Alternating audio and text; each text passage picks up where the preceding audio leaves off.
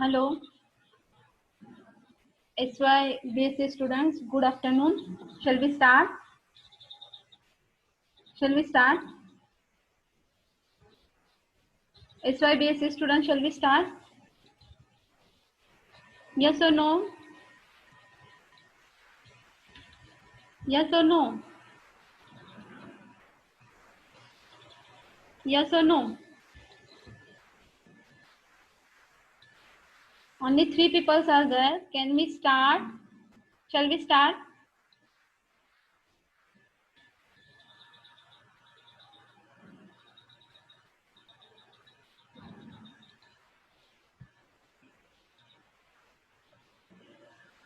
Okay, I'll start. Okay, in the last time we were discussing about that last point was, I think the last point was violation rights of disabled person. Am I right? Jaina, कौन सा था point? Violation rights of disable person ये discuss किया था. Yes और no? Yes और no? No ma'am. नहीं discuss किया था. ये डिस्कस किया था constitution and legal rights of elderly people, sorry constitution and legal rights of disable person. ये डिस्कस किया था ना मैंने, मुझे याद है कि ये डिस्कस मैंने. हाँ. ओके, आगे देखते हैं. Next new question. आज ये यूनिट खत्म होने वाला है. That violation rights of disable person. Okay, आगे देखिए. Definition of disability. Disability refers to any restriction और lack of ability in any manner consider normal for human being. तो for human being the activity which is done easily, the activity which is done easily for normal people. Okay, that we are normal people because that our every organs work properly. Am I right? Our every organs work properly. And that disabled person, disability means matlab kya, that ability in any manner to restrict or lack of ability or to restrict to do work, so it is called disability. Do you understand this point properly? Do you understand? Reply दीजिए. Do you understand? Yes ma'am. Okay, जैसे आप अच्छा reply देंगे आपको मुझे भी अच्छा लगेगा, क्योंकि इतने बच्चे हैं नहीं पता है, शायद 5 इतने ही बच्चे हैं. ठीक है, और जो बच्चे हैं उनके ही प्रेजेंट में अभी लगाऊंगी. The condition of disable person in India. The disabled people are perhaps the most neglected groups in our country. As we know that when we see or when we look at the disabled person, generally, okay, all of us, at that time we ignore them, and this is happen in our India. There is a variety of problems as disability vary to large extent. Disability means not only that they don't have any organ, but disability means multiple disabilities are seen with the disabled person in some percentage of population. Okay, तो यहाँ पे जैसे हम disable people की बात करते हैं, okay, अपंग व्यक्ति की बात करते हैं, तो हमारे समाज में उनके लिए जो स्थान है, समाज ने उनको जो स्थान दिया, हम समाज ने उनको जो ट्रीटमेंट दी है, ज़्यादातर हम उनको क्या करते हैं, इग्नोर करते हैं. अगर वो हमारे पास भी आते तो हम ज़्यादा से ज़्यादा उनको इग्नोर करते हैं.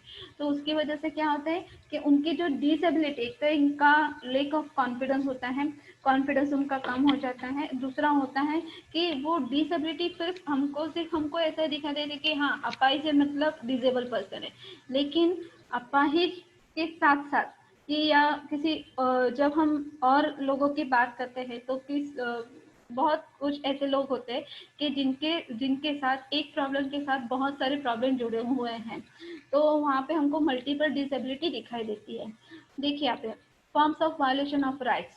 The large number of the people acquire disability in the first place due to deficient intake of micronutrients such as iron, vitamin A, riboflavin and folic acid.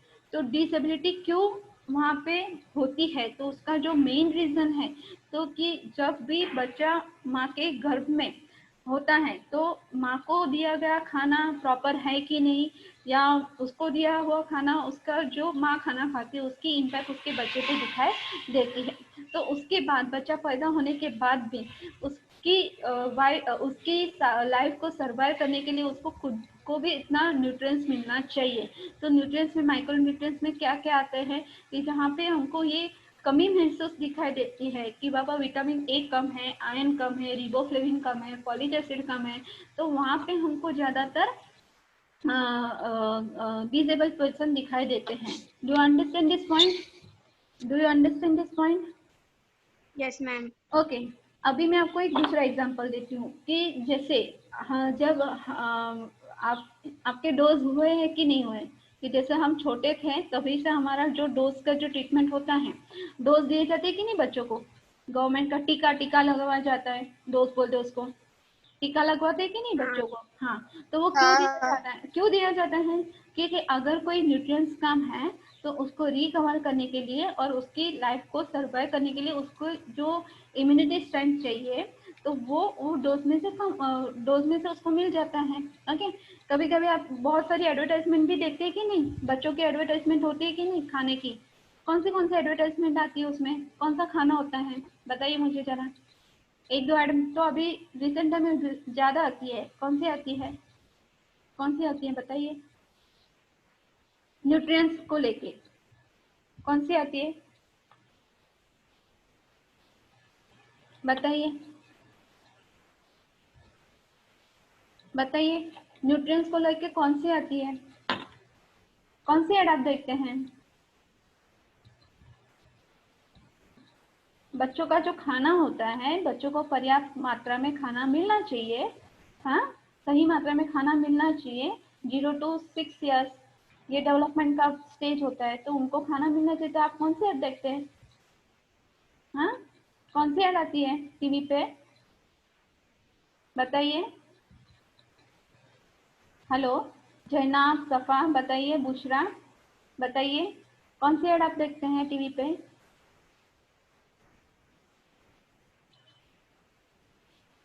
Ma'am, advertisement नहीं देखते।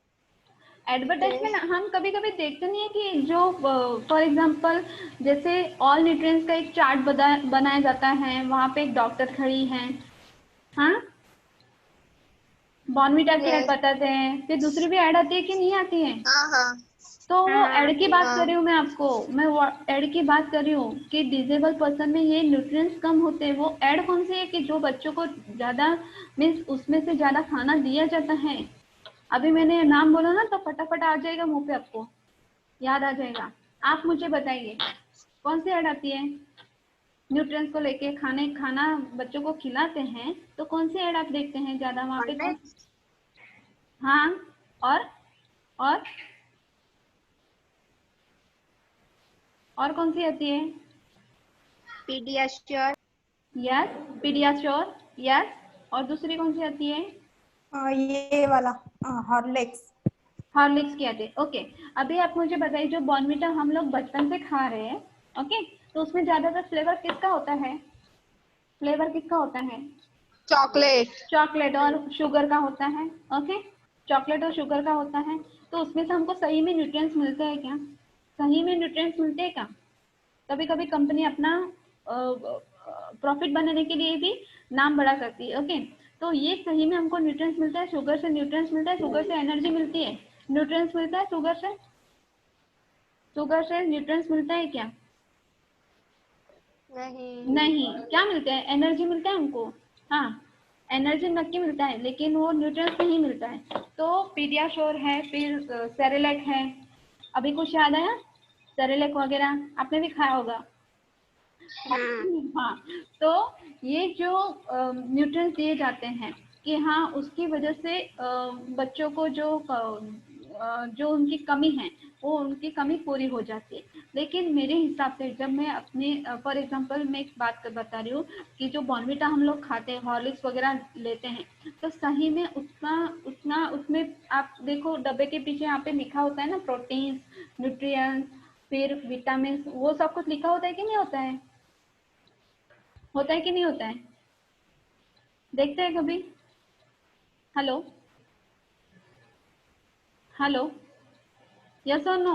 Yes, ma'am. Yes. डब्बे के पीछे ma'am. जो उसका जो ऊपर का जो रैपर होता है, तो उसके पीछे उसके ये दिए होते हैं कि नहीं न्यूट्रिएंट्स, तो सही में उसके उस मात्रा में न्यूट्रिएंट्स डले कि नहीं। फॉर एग्जांपल च्यवनप्राश, हाँ तो च्यवनप्राश में बहुत सारे न्यूट्रिएंट्स होते हैं, च्यवनप्राश में बहुत सारे न्यूट्रिएंट्स। फॉर एग्जांपल दूसरा जो जो दूध की जो पाउडर है, तो उसको हम बोलते हैं शतावरी कल्प, जो हम ज़्यादातर लोग इस्तेमाल नहीं करते। तो शतावरी कल्प से शतावरी कल्प, फिर होता है ब्राह्मणी कल्प, ये जो होता है वो सच्ची में उसमें न्यूट्रिएंट्स होता है। तो अभी ये बॉर्नविटा वगैरह जो है उसमें न्यूट्रिएंट्स कम और चॉकलेट और शुगर ज़्यादा होता है। So do you understand? Do you understand this point Yes, properly? ma'am. Okay, आगे देखिए। Yes. ma'am. Efforts have been taken by government for physical and vocational rehabilitation very poor. तो government की तरफ से उनको ज़्यादा से ज़्यादा अपलिफ्ट करने के लिए ज़्यादा से ज़्यादा फैसिलिटी दी जाती है। किसको? डिजेबल पर्सन को। एंड जो गरीब हैं, डिजेबल भी हैं, तो उनके लिए अपलिफ्टमेंट करने के लिए ज़्यादा से ज़्यादा प्रोविज़न बनाया जाता है, उसको फैसिलिटी दी जाती है। आगे का पॉइंट देखिए, नेक्स्ट स्लाइड। ओके, यहाँ पे देखिए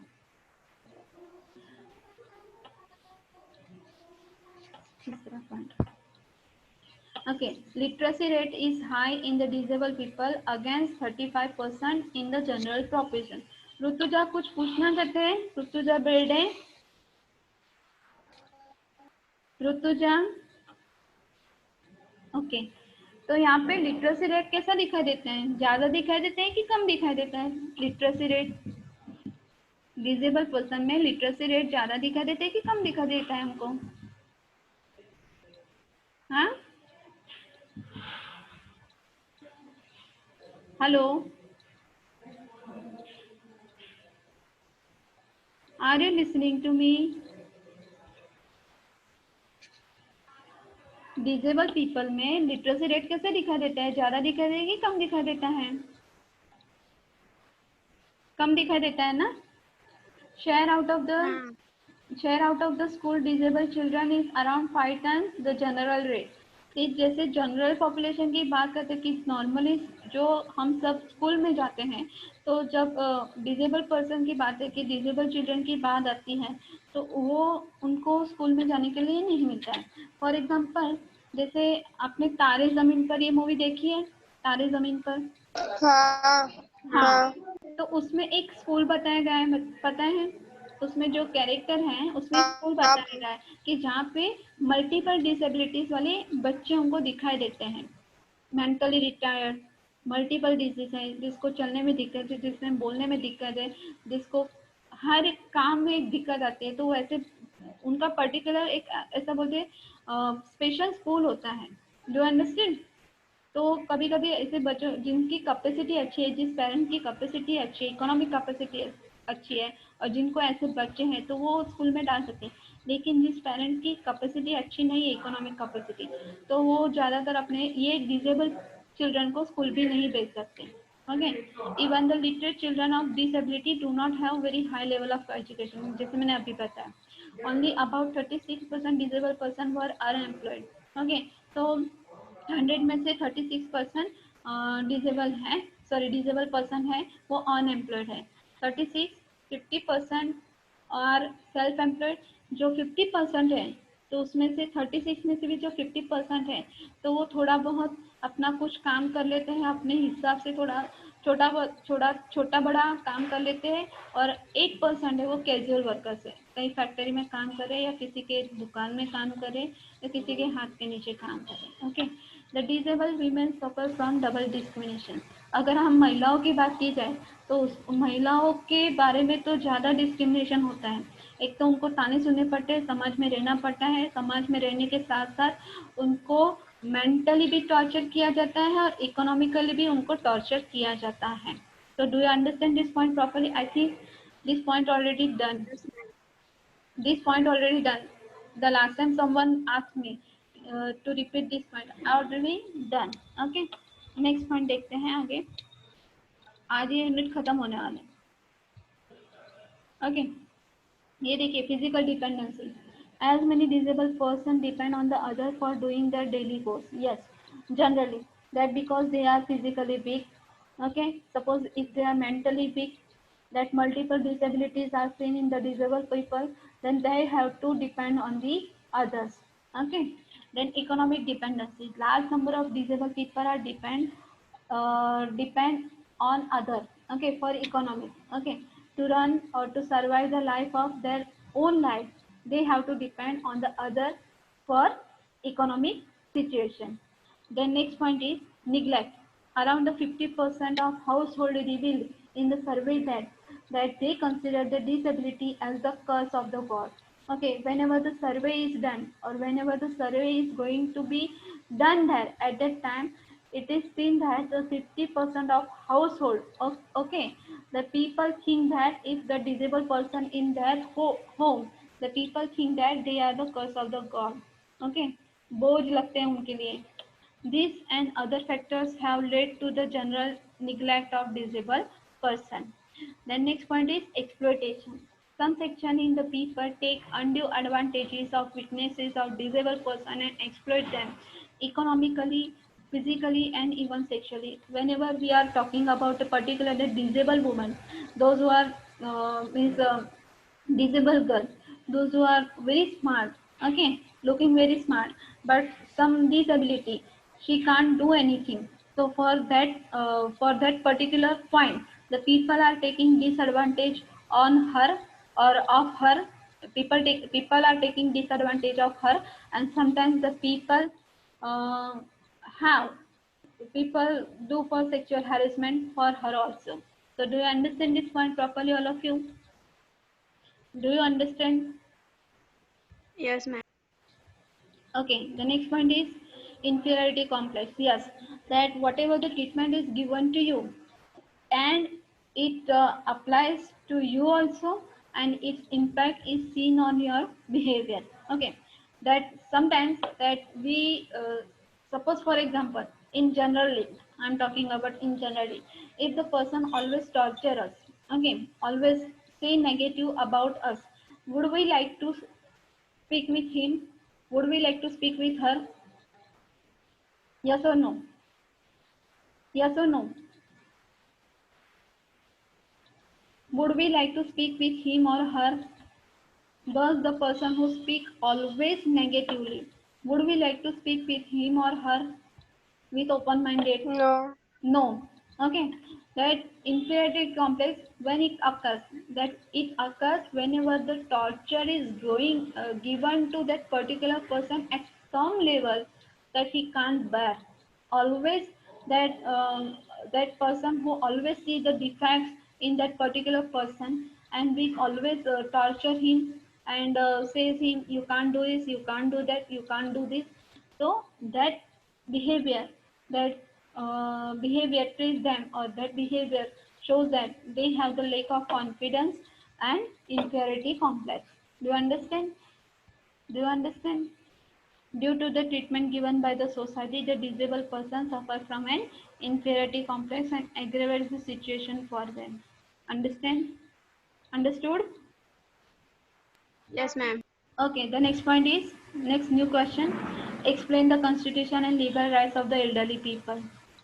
Now we are going to talking about that constitutional rights. The mandate of the constitution is ensure the equality, freedom, justice, and dignity of all individuals, including elderly people. That our institution has decided to give freedom, equality, and justice and dignity to all the people, and in that elderly people are also included. Directive principles of state policy is particularly relevant with the regards to the senior citizens. When we are talking about the directive principles of state policy, it is particularly related to the elderly people. Okay, it states that the state shall, within the limits of economic capacity and the development, make affirmative provision for securing right to work, to education, and public assistance in the case of old age, among the others. And when we are talking about that old age people, that sometimes that you have also heard about the night school. Night school. Have you heard about? Have you heard about night school? Yes or no? Yes or no? आपने रात की जो शाला भरती है या रात की जो शालाएं चलती है उसके बारे में कभी सुना है? यस और नो? नो। नो। ओके। तो जैसे फॉर एग्जांपल पहले पहले की हम जब बात करें या पास की बात करें तो पास में पहले शालाएं भरती थी। किसके लिए? जो बड़े हैं, बुजुर्ग हैं, उनके लिए, जो सुबह में काम में जाते हैं, पूरा दिन काम करते हैं और रात को उनकी शालाएं चलती थी क्योंकि उनको एजुकेट करने के लिए। तो यहाँ पे दिया गया है पॉइंट टू वर्क। ओके। जहाँ पे भी वो काम करते तो उनका उनका उनका तनख्वाह मिलना चाहिए, फिर उनको एजुकेशन मिलना चाहिए। और the public assistance in the case of old as, कि जितने भी बुजुर्ग लोग हैं उनको जितना भी हो सके तो पब्लिकली, फॉर एग्जांपल कभी कभी तो ऐसा भी होता है कि हम रास्ते पर से चलते हैं, बुजुर्ग हमारे पास में से जा रहे हैं तो भी हम उनको धक्का देके चले जाते हैं। या कभी कभी बस में भी हमको ऐसा दिखाई देता है, हाँ बुजुर्ग है उनको धक्का लगा दिया, फिर हम कुछ बच्चे आगे निकल जाते हैं। तो ऐसा नहीं होना चाहिए। उनकी वाकई उनमें उनमें उनकी मदद करनी चाहिए। मदद करनी चाहिए ना? यस और नो? मदद करनी चाहिए। यस। ओके। अभी हम देखेंगे the further state list the 20, 23 and 24 of को current list relates to an old age pension, social security, social insurance and economic and social planning. तो ये जो points हैं that when we are talking about the old age person or old persons at that time, it is that their pension, their social security, social insurance, economic and social planning, that whenever we are going to talk about this on particular subject, that more articles are included in the constitution, that is article number 20, 23 and 24, which are going to talk about only elderly persons problems. Do you understand? Do you understand? Yes or no? Yes or no? Do you understand this point properly? Yes ma'am. Reply please. या खाना खा रहे हैं आप? Okay. Next point is legal rights. The बहुत सारे बच्चों ने, आप में से किसी ने लिखा है एल्डरली पीपल पे प्रोजेक्ट लिखा है? एल्डरली पीपल से प्रोजेक्ट लिखे हैं आप में से जो भी अभी प्रेजेंट है, से किसने लिखा है? किसने नो लिखा मैम। है? ओके। No ma'am. ओके, अभी देखेंगे। Then Code of Criminal Procedure. The right of parents to be supported by their children having sufficient means has been recognized by the section 125 of the Code of Criminal Procedure 1973. When we are talking about the Code of Criminal Procedure 1973, it is a section of 125 and it is related to the children and parents, because that parents always care for us till our life, till their end of life, and it is our also duty, it is the duty of children also to take care of their parents. The next point is personal law, Hindu law and Muslim law. Hindu law, the statutory provision for maintenance of parents under the Hindu personal law is contained in the section 20 of Hindu Adoption and Maintenance Act 1956. तो हिंदू कायदे के अनुसार तो हिंदुओं को क्या सिखाया गया है कि बचपन से हमको सभी कास्ट में सिखाया जाता है, सभी रिलीजन में सिखाया जाता है कि अगर माँ बाप के लिए हम बर्डन नहीं है तो हमारे माँ बाप हमारे लिए बुढ़ापे में बर्डन कैसे हो सकते हैं। ये हमारी ड्यूटी है कि नहीं? वो हमारी ड्यूटी है कि नहीं? यस और नो? अपने माँ बाप की सेवा करना, अपने माँ बाप का ख्याल करना तो हमारी ड्यूटी है कि नहीं? यस और no? Yes or no? Will you answer me? Yes or no? Will you answer me?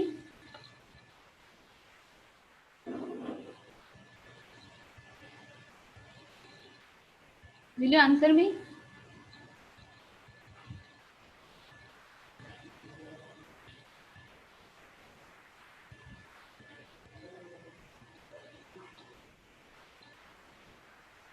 Will you answer me? तो हमारे सभी धर्म में हमको सिखाया जाता है कि माँ बाप की सेवा करनी चाहिए। हमारे हिंदू के धर्मानुसार आपने वो कथा सुनी होगी श्रवण की कथा सुनी है? श्रवण की कथा सुनी है कि नहीं सुनी है? नहीं। नहीं, हमारे हिंदू धर्म के अनुसार श्रवण एक हम बोलते ना कि एक लड़का था जिसने पूरी जिंदगी जितना हो सके उसने अपने माँ बाप की सेवा की। तो जैसे हम बोलते हैं कि उसने अपने उसके माँ बाप अंधे थे और उसके माँ बाप अंधे थे तो उनको दिखाई नहीं देता था। तो इसकी वजह से उनको 4 धाम की यात्रा करनी, उनको भगवान के दर्शन करने थे। तो वो जो श्रवण बाळ उसको जैसे मराठी में बोलते, तो श्रवण की कथा है कि उसने अपने माँ बाप को 4 धाम की यात्रा करे अपने कंधों पर। अपने माँ बाप को 4 धाम की यात्रा करे। जैसे हम बोलते हैं ना कि फॉर एग्जाम्पल जैसे सब्जी तोलने के लिए जैसे वजन का जो वो होता है, तो वैसे उसने अपने माँ बाप को अपने माँ को एक यहाँ पे बैठाया और अपने पिताजी को एक उसमें बिठाया। तो पूरे चलते चलते उसने पूरे 4 धाम की यात्रा वहाँ से की थी। तो उसकी जो मातृ-पितृ भक्ति थी वो वहाँ पे दिखाई देते। तो लेकिन आजकल तो हमको ये श्रवण बाळ कहीं पे भी नहीं दिखाई देते हैं।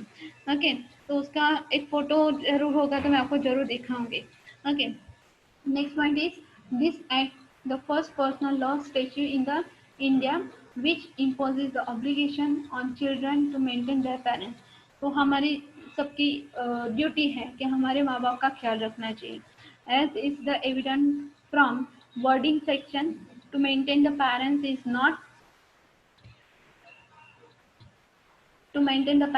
not confined to sons only, the daughter also have the equal duty towards parents. ज़्यादातर हमारा जो समाज का जो सोचने का जरिया है, तो हमारा सोचने का जरिया कैसा है कि हाँ, अगर माँ बाप के 3-4 बच्चे हैं तो उसमें जो बेटे होंगे वो माँ बाप की सेवा करेंगे, लड़कियां तो ससुराल चली जाएगी तो उनकी ड्यूटी खत्म हो गई। नहीं, लेकिन जो सेक्शन यहाँ पे दिया गया है उसके वर्डिंग के अनुसार, ये तो वर्डिंग ही है लेकिन उसकी जो ड्यूटी है उसमें क्या बताया गया है कि सिर्फ बेटों की जिम्मेदारियां नहीं होती लेकिन बेटियों की भी जिम्मेदारी होती है। कि फॉर एग्जांपल किसी माँ बाप को बेटा ही नहीं है तो उसकी जिम्मेदारी कौन उठाता है? बेटी उठाती है ना। उनकी जिम्मेदारी कौन उठाता है? बेटी उठाती है ना। यस और नो? Yes. बेटियां उनकी देखभाल करती है। ओके, तो मुस्लिम लॉ के अनुसार अभी हम देखते हैं under the Muslim law also children have the duty to maintain their aged parents. जैसे कुरान, भागवत गीता, बाइबल सभी धर्मों में या कैसे माता पिता की सेवा करें या किसी हमारे माता पिता को किस तरह रखना चाहिए, सभी बातें कहीं ना कहीं एग्जाम्पल देख के सेट किया गया, हमको बताया गया है। Okay, the Maintenance and the Welfare of the Parents and Senior Citizen Act 2007 provides the maintenance of the parents and senior citizen which is made compulsory and justiciable through tribunals। कि जो जितना population है, जितने भी parents हैं, जितना citizens हैं, जितने बच्चे हैं, तो सबकी जिम्मेदारी होती है कि अपने माँ बाप का अच्छी तरह से ख्याल रखें और ख्याल रखना जरूरी है और वो भी उनको जस्टिसिएबल कि अच्छे से देखभाल करे, सिर्फ करना है उसकी वजह से नहीं। ओके, आपने बागबान मूवी देखी है? बागबान मूवी देखिए, यस और नो?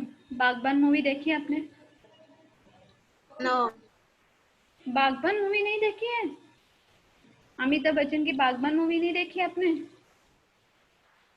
यस और no?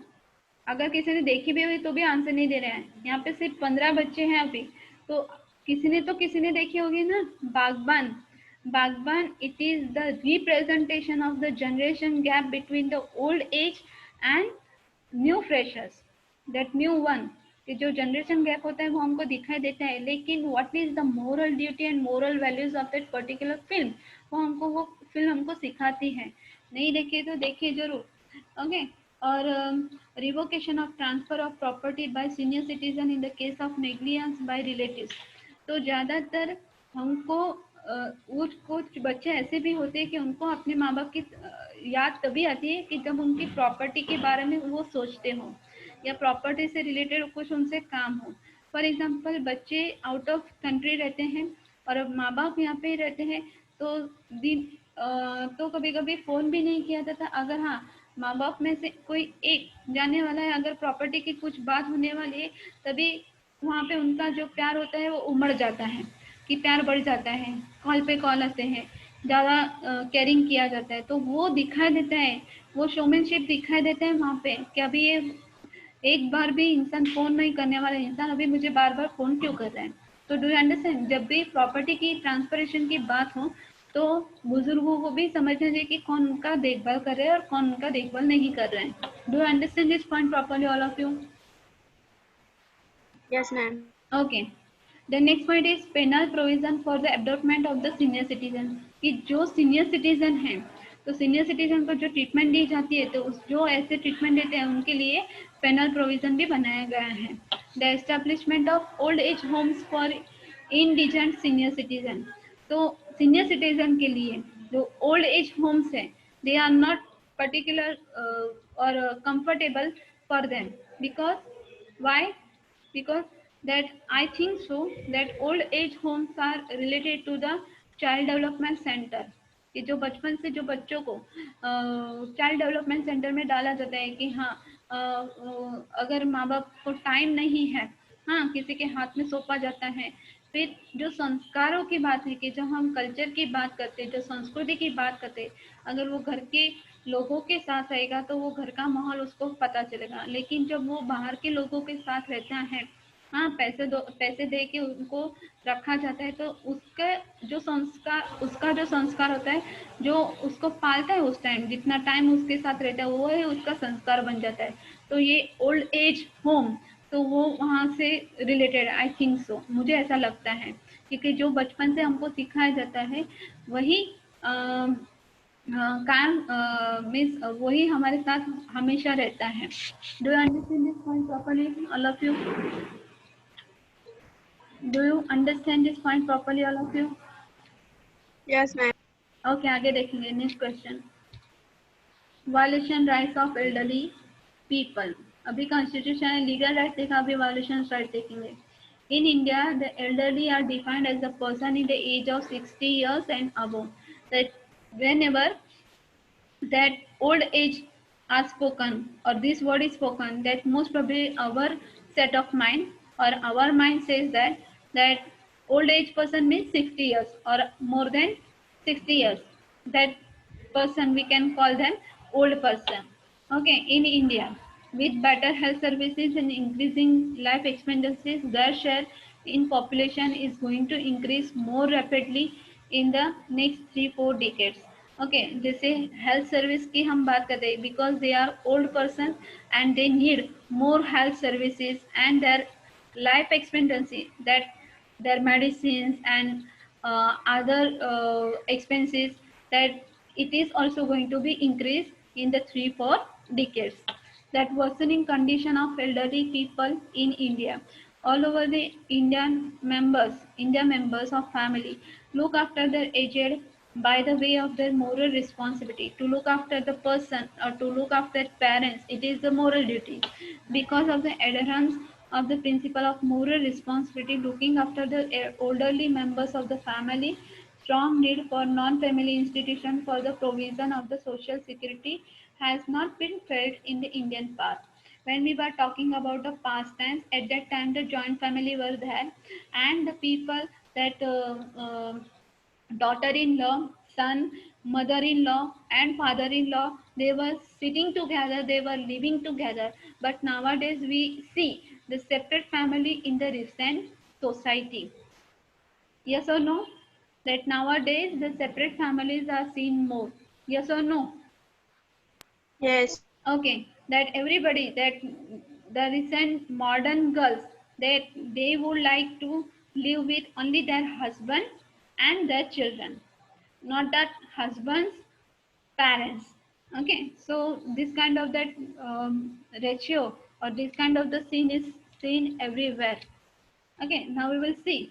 In the recent time, due to the globalization, growing materialistic values, society is witnessing gradual but definite weathering of joint family and decline of such moral values.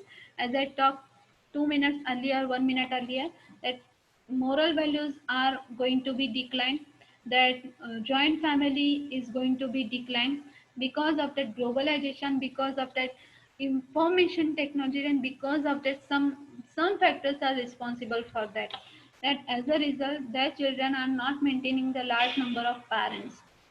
Because of these changes, the Parliament has enacted the Maintenance and Welfare of the Parents and Senior Citizen Act 2007. So that's why that whenever this kind of scene is seen in the society, for that Parliament has made the Welfare and Maintenance of the Parents Senior Citizen Act. Okay, the next point is elder abuse means mistreatment and maltreatment of aged person. Okay, that most probably that whatever we how we look at the old age or how we look at the old person. आपके घर में दादा दादी हैं? Yes or no? आपके घर में Yes. दादा दादी हैं? तो हम ज्यादातर हमारे रिएक्शन क्या होता है बच्चों का? जब वो बोलते हैं तो हमारा रिएक्शन क्या होता है बच्चों का? क्या होता है बच्चों का रिएक्शन? बताइए क्या होता है? ज्यादातर हम सुनते हैं उनकी, ज्यादातर हम सुनते हैं उनकी या नहीं सुनते हैं?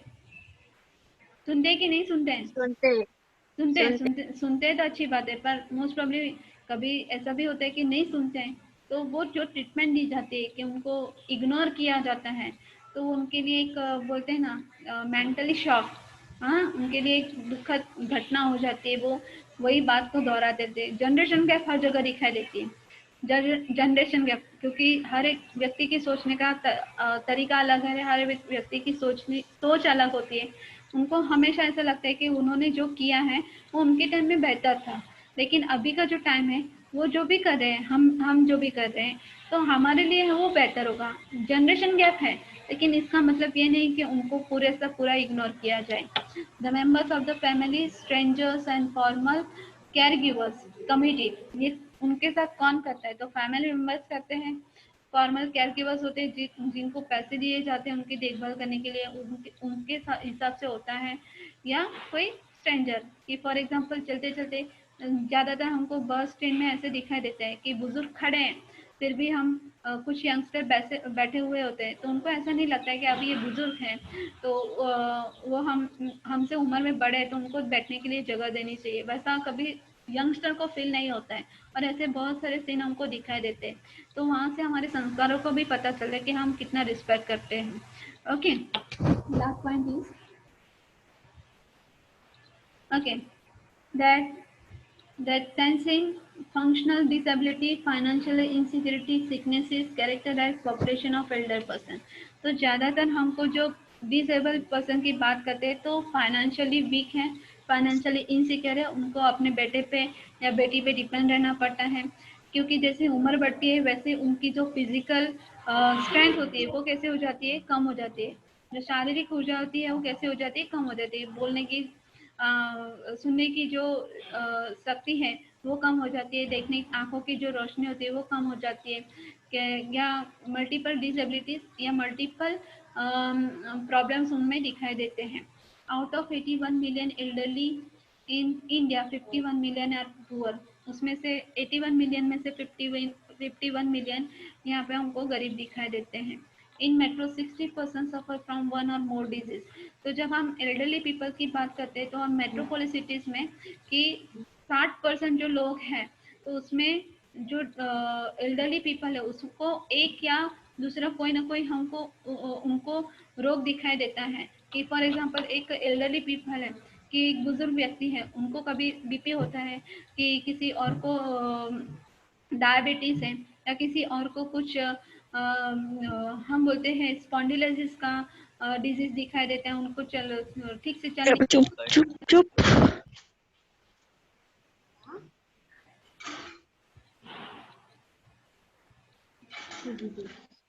तो उस तरह से हमको कोई ना कोई डिजीज हमको उसमें दिखाई देता है। And they don't have that health insurance. कभी कभी ऐसा होता है कि उनका इंश्योरेंस भी नहीं निकाला जाता है। Most probably that old age person don't have that health insurance. Medicine and food often compete in the spending of elderly people. तो जिसे उम्र के हिसाब से उनका खाना